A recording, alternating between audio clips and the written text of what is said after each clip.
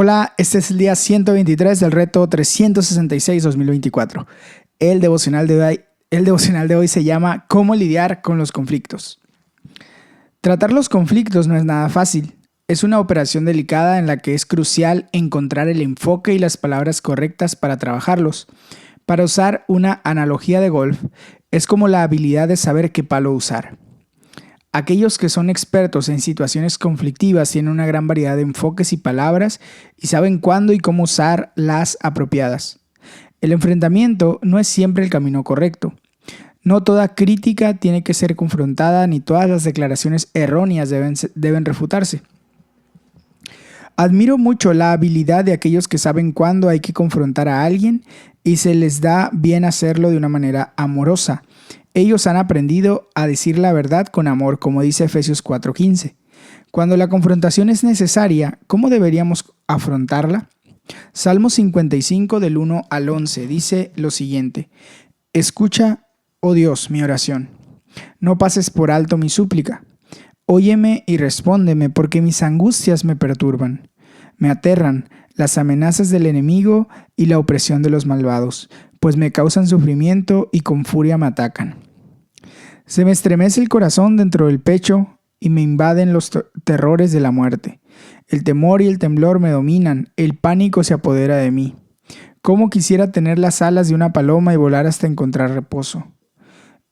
Me iría muy lejos de aquí, me quedaría a vivir en el desierto. Presuroso volaría a mi refugio para librarme de la tempestad y de la tormenta.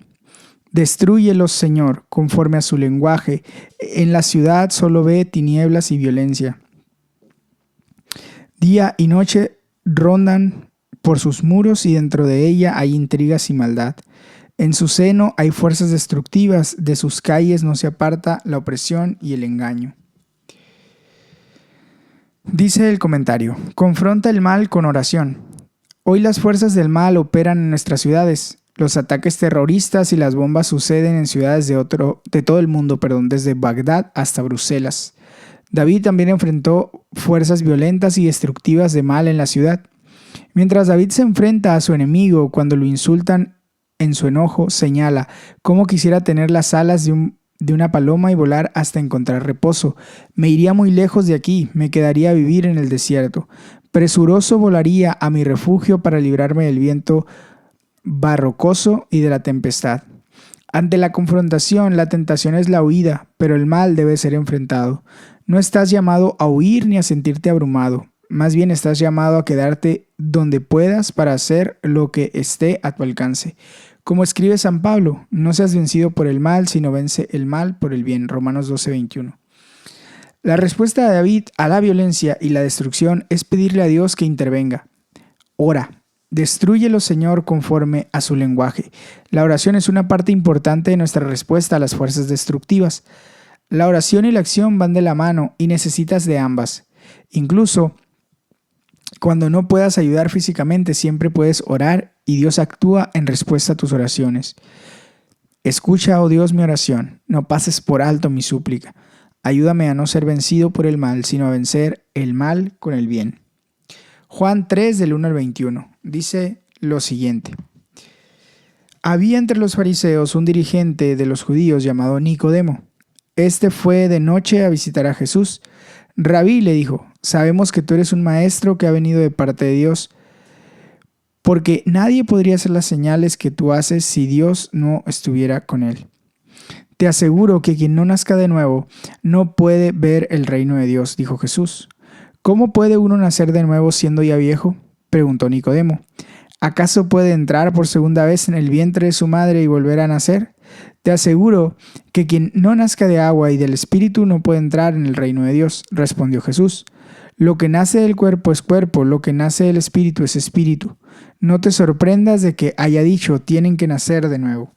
El viento sopla por donde quiere y oyes su sonido, aunque ignoras de dónde viene y a dónde va. Lo mismo pasa con todo el que nace del Espíritu. Nicodemo respondió: ¿cómo es posible que esto suceda?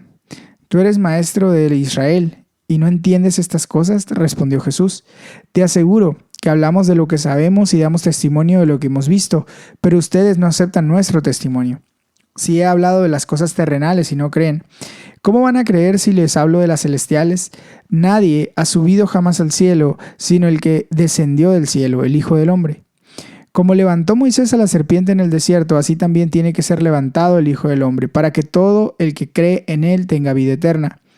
Porque tanto amó Dios al mundo, que dio a su Hijo único, para que todo el que cree en él no se pierda, sino que tenga vida eterna. Dios no envió a su Hijo al mundo para condenar al mundo, sino para salvarlo por medio de él. El que cree en él no es condenado, pero el que no cree ya está condenado por no haber creído en el nombre del Hijo único de Dios. Esta es la causa de la condenación, que la luz vino al mundo, pero la humanidad prefirió la oscuridad a la luz, porque sus obras eran malas. Pues todo el que hace lo malo aborrece la luz, y no se acerca a ella por temor a que sus obras queden al descubierto. En cambio, el que practica la verdad se acerca a la luz para que se vea claramente que ha hecho sus obras en obediencia a Dios. Dice el comentario: corrige a las personas con amor. Corregir a los que están en una posición de debilidad es relativamente fácil y hasta a veces cobarde. Enfrentarse a aquellos que ocupan cargos de poder sobre nosotros por su trabajo, su estatus o su riqueza requiere de un gran valor.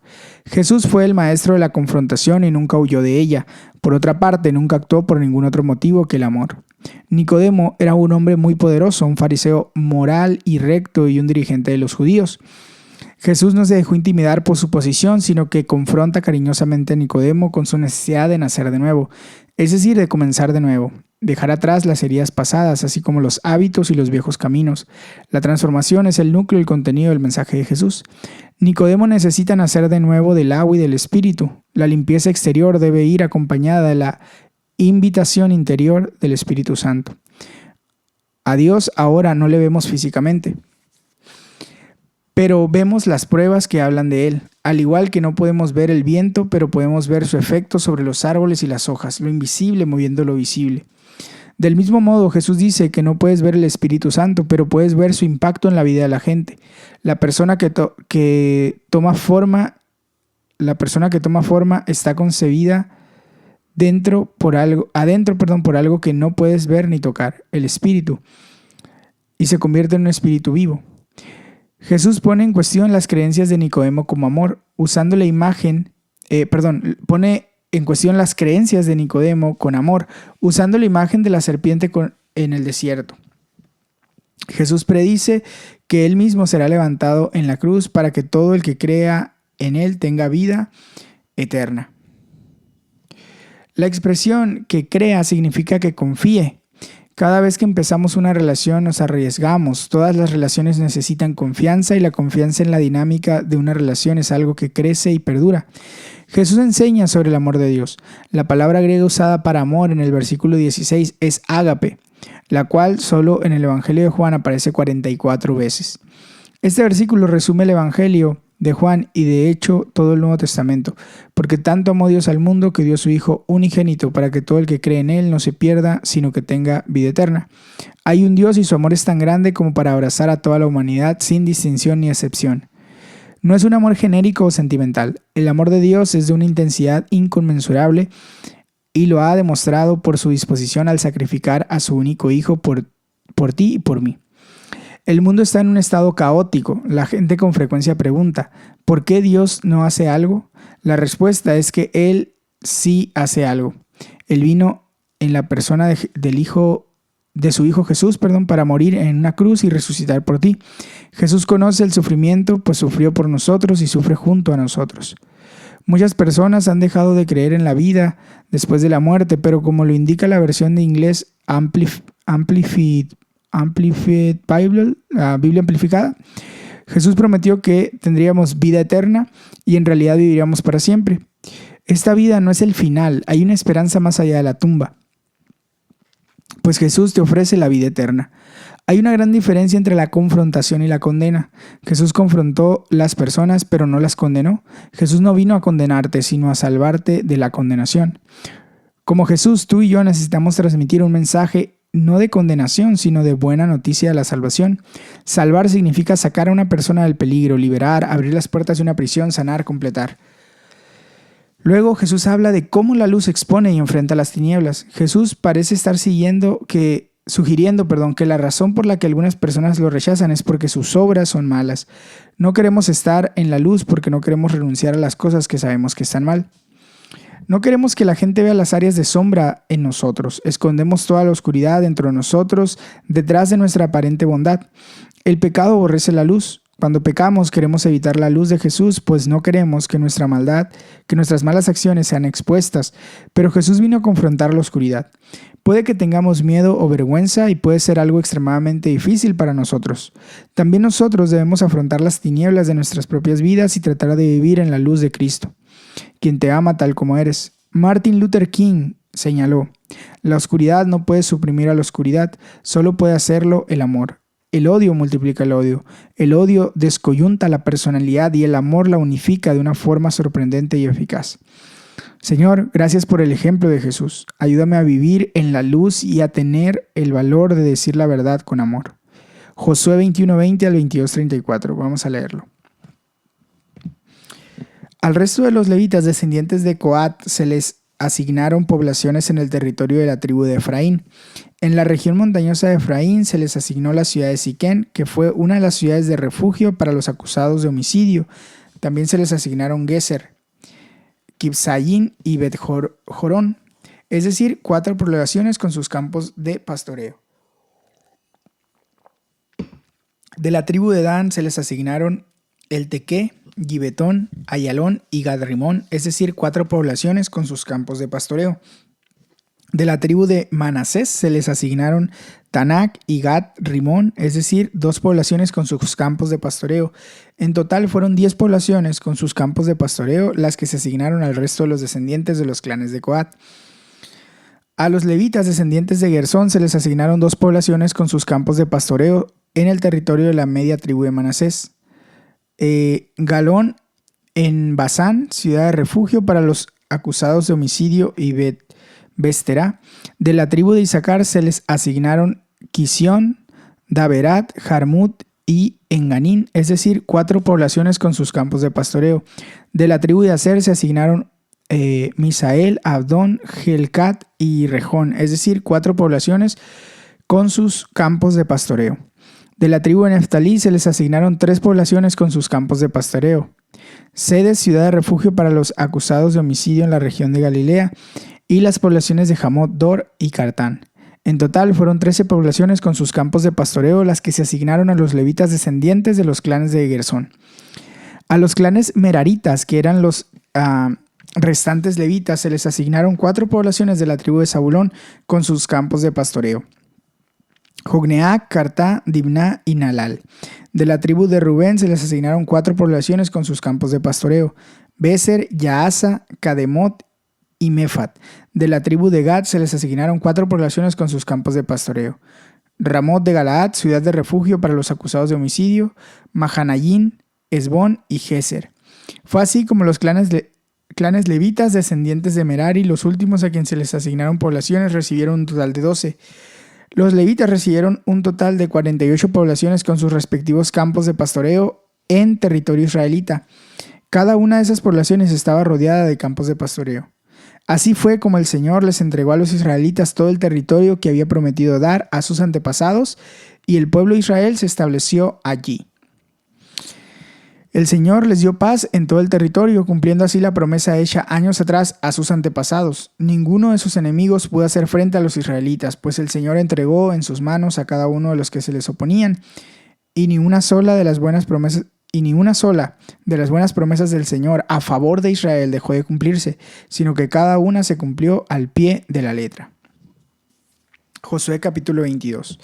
Luego Josué convocó a las tribus de Rubén y Gad, también a la media tribu de Manasés, y dijo: Ustedes han cumplido todas las órdenes que dio Moisés, siervo del Señor. Además han obedecido en todo lo que he ordenado. Durante todo el tiempo que ha pasado hasta este mismo día, ustedes no han abandonado a sus hermanos israelitas, más bien han cumplido todos los mandamientos del Señor. Y ahora que el Señor su Dios ha cumplido lo que prometió y les ha dado paz a sus hermanos, regresen ustedes a sus hogares y a sus tierras que Moisés, siervo del Señor, les entregó al lado oriental del río Jordán. Y esfuércense por cumplir fielmente el mandamiento y la ley que ordenó Moisés, siervo del Señor. Amen al Señor su Dios, condúzcanse de acuerdo con su voluntad, obedezcan sus mandamientos, manténganse unidos firmemente a Él y sírvanle de todo corazón y con todo su ser. Dicho esto, Josué les dio su bendición y los envió a sus hogares. A la mitad de la tribu de Manasés, Moisés ya le había entregado el territorio de Basán. A la otra mitad, Josué le entregó el territorio que está al lado occidental del río Jordán, donde se estableció la mayoría de los israelitas. A los primeros, Josué les envió a sus hogares junto con las tribus de Rubén y Gad y los bendijo así. Regresen a sus hogares repletos de bienes, oro, plata, bronce, hierro, gran cantidad de ropa y mucho ganado. Compartan con sus hermanos lo que han arrebatado al enemigo. Entonces, los de la tribu de Rubén, de Gad y la media tribu de Manasés salieron de Silo en Canaán, donde estaban congregados todos los israelitas, y regresaron a Galaad, el territorio que había adquirido conforme la orden que el Señor había dado por medio de Moisés. Cuando llegaron a Gelilot, a orillas del río Jordán, todavía en territorio cananeo, los rubenitas, los gaditas y la media tribu de Manasés construyeron un enorme altar. Los demás israelitas se enteraron de que habían construido un altar frente a la tierra de Canaán a orillas del Jordán, en pleno territorio israelita. Entonces toda la asamblea se reunió en Silo con la intención de combatir contra las dos tribus y media. Por tanto, los israelitas enviaron a Finés, hijo del sacerdote Eleazar, a la región de Galaad para hablar con los de la tribu de Rubén, de Gad y de la media tribu de Manasés. Con él iban 10 representantes de cada una de las tribus de Israel, jefes de clanes y tribus. Al llegar a Galaad, dijeron a los de las dos tribus y media: toda la asamblea del Señor quisiera saber por qué se han rebelado contra el Dios Israel como lo han hecho, por qué han dado la espalda al Señor y se han rebelado contra Él construyéndose un altar. ¿Acaso no hemos aprendido ninguna lección del pecado de Peor, del cual todavía no nos hemos purificado? ¿Nada nos ha enseñado la desgracia que ha caído sobre tantos miembros del pueblo del Señor? A la torre, muy buen texto, ¿eh? Versículo 18 dice: ¿por qué insisten en darle la espalda al Señor? Si hoy se rebelan contra Él, mañana mañana su ira se descargará sobre todo Israel. Si la tierra que ustedes poseen es impura, crucen a esta tierra que pertenece al Señor, en la cual se encuentra su santuario. Vengan, habiten entre nosotros, pero por favor, no se rebelen contra Él ni contra nosotros, erigiendo otro altar además del altar del Señor nuestro Dios. ¿No es verdad que cuando Acán, hijo de Zera, pecó al hurtar de lo que estaba destinado a la destrucción, la ira de Dios se descargó sobre toda la comunidad de Israel? Recuerden que Acán no fue el único que murió por su pecado. Los de las tribus de Rubén, Gad y la media tribu de Manasés respondieron a los líderes israelitas: el Señor, Dios de dioses, sí, el Señor, Dios de dioses, sabe bien que no hicimos esto por rebeldía o por infidelidad, y que todo Israel también lo sepa. Si no es así, que no se nos perdone la vida. Si hemos construido altar para nosotros y así alejarnos del Señor, o para ofrecer holocaustos, ofrendas de grano y sacrificios de comunión, que el Señor mismo nos llame a cuentas. En realidad lo construimos pensando en el futuro. Tememos que algún día los descendientes de ustedes les digan a los nuestros: el Señor, Dios de Israel, no tiene nada que ver con ustedes, descendientes de Rubén y de Gad. Entre ustedes y nosotros el Señor ha puesto el río Jordán como barrera. Ustedes no tienen nada que ver con el Señor. Si esto sucediera, sus descendientes serían culpables de que los nuestros dejen de temer al Señor. Por eso decidimos construir este altar, no como altar de holocaustos y sacrificios, sino como testimonio entre ustedes y nosotros y entre las generaciones futuras de que también nosotros podemos servir al Señor y ofrecerle los distintos sacrificios en su santuario.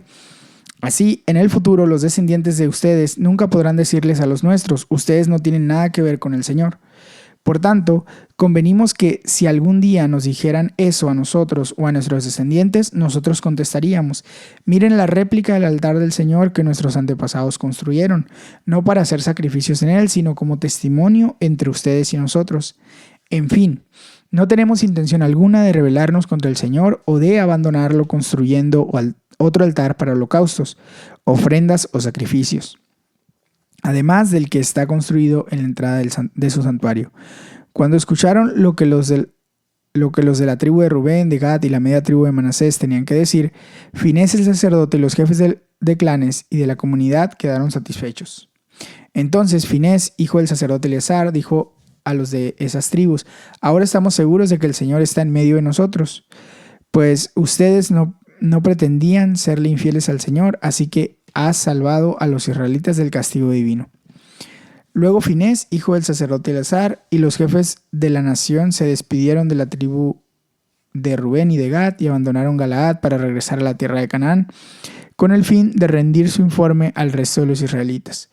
Estos recibieron el informe con agrado y alabaron a Dios y no hablaron más de pelear con las tribus orientales ni de destruir sus tierras. Y los de la tribu de Rubén y de Gad dieron al altar el nombre de testimonio, porque dijeron, entre nosotros servirá de testimonio de que el Señor es Dios. Dice el comentario, confronta sabiamente a la oposición. Muchos conflictos podrían evitarse si la gente hablara entre sí en lugar de simplemente hablar unos de otros. A consecuencia de un simple malentendido, el resto de Israel miró a las 2 tribus y media y pensó que habían hecho lo incorrecto y desobedecido a Dios. Sin embargo, en lugar de ir de inmediato a la guerra, ellos fueron lo suficientemente sabios como para confrontarlos y desafiarlos verbalmente. Apenas lo hicieron, quedó claro que sus temores eran infundados. Tenían razón al querer inmiscuirse en lugar de ignorar esto, porque lo que hace una parte del cuerpo afecta a todo el cuerpo. No podían simplemente decir, ellos deciden lo que hacen. Cuando las 2 tribus y media fueron confrontadas, dieron su explicación. Lo hicimos porque nos importaba. Querían asegurarse que sus hijos mantuvieran la fe. La explicación fue satisfactoria. Ahora estamos seguros de que el Señor está en medio de nosotros, pues ustedes no pretendían serle infieles. Esta fue una de las ocasiones en las que fue buena idea tener una reunión. Después de la reunión no hablaron más de ir en contra en plan de guerra. Ten cuidado de no sacar conclusiones hostiles precipitadas sobre otros cristianos u otras iglesias.